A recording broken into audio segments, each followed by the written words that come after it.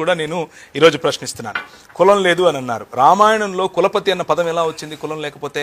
రామాయణంలో బ్రాహ్మణులకు అధిపతిగా ఉన్న వ్యక్తిని కులపతి చేయాలని చెప్పి కుక్క వచ్చి మాట్లాడినప్పుడు పోయిన ఎపిసోడ్లో ఆయనే ఒప్పుకున్నారు. కుక్క వచ్చి మాట్లాడింది బ్రాహ్మణుడి పైన నేను చేశానని. కులమే లేనప్పుడు కులపతి ఎలా వచ్చాడు? ఆయన సమాధానం చెప్పాలి. మొదటి విషయం.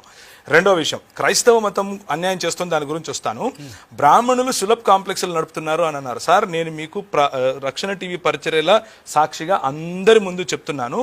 మనము నరేంద్ర మోదీ గవర్నమెంట్కు ఒక లేఖ రాద్దాం. బ్రాహ్మణులకు రిజర్వేషన్ కావాలి, వారు సులభ్ కాంప్లెక్స్లే నడుపుతారు ఇప్పటి నుంచి అని మేము రెడీ. మీరు ఒప్పుకుంటారా? మీరు ఒక స్టేట్మెంట్ ఇవ్వాలి. ఇప్పుడు బ్రాహ్మణులు సవర్ణులు సులభ్ కాంప్లెక్స్లే నడిపిస్తారు ఇప్పటి నుంచి. వారు చాలా పేదవాళ్ళు. మిగిలిన వాళ్ళందరూ ఐఏఎస్లు అవ్వాలి. ఏం సార్? మిగిలిన వాళ్ళందరూ ఐపీఎస్లు అవ్వాలి. బ్రాహ్మణులు సులభ్ కాంప్లెక్స్లే నడపాలి. మీరు చూస్తాను మీరేం మాట్లాడతారు. ఇప్పుడు దళితులపై ట్యాక్సులు వేసి శూద్రుని దోచుకున్నారు. ఇది రాజీవ్ మల్హోత్రా లాంటి భయంకరమైన దేశాన్ని విచ్ఛిన్నం చేసేటటువంటి ప్రజలు ఇచ్చే స్టేట్మెంట్. అలాంటి దానికి ఎంబీబీఎస్ డాక్టర్గా మీరు ఒత్తాసు పలకటం ఏమాత్రం నాకు నచ్చలేదు. ఎందుకు అనంటే, దళితులపై ట్యాక్సులు వేశారు అని చెప్తున్నారు.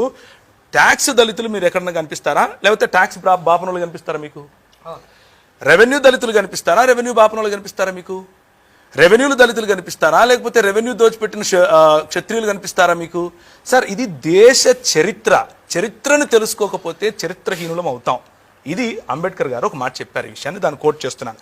బ్రాహ్మణులు సులభ్ కాంప్లెక్స్లు నడుపుకుంటారు అనంటే ఎంత హాస్యాస్పదమో, దళితుల పైన ట్యాక్స్లు వేశారంటే కూడా అంతే హాస్యాస్పదం. ఎందుకంటే సార్, దళితులు ఈ దేశంలో ఈ బయట నుంచి వచ్చినటువంటి వలసవాదులు వచ్చినప్పుడు దళితులకు తిండి లేదు, దళితులకు పై వస్త్రం వేసుకునే హక్కు లేదు, దళితులు గోచి కట్టుకొని తిరగాలి, మూతికి ఒక ముంత పెట్టుకోవాలి, ముడ్డికి ఒక చీపురు కట్టుకొని తిరగాలి. అది మా బతుకు ఇక్కడ.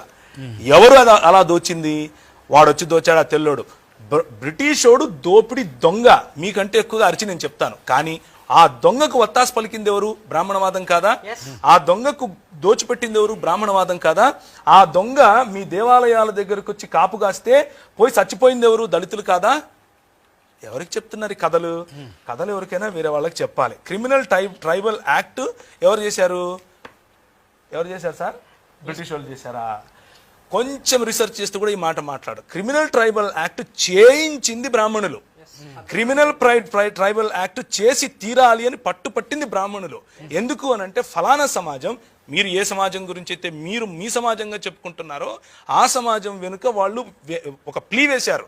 ప్లీ వేసి ఈ సమాజం వాళ్ళు, ఎరుకళ్ళు, యానాదులు, కోయలు, గోండులు, ఇలాంటి వాళ్ళు కొంతమంది ఉన్నారు, వీళ్ళని మేము క్రిమినల్స్గా చూస్తాం, వాళ్ళు పుట్టుకతో నుంచే మా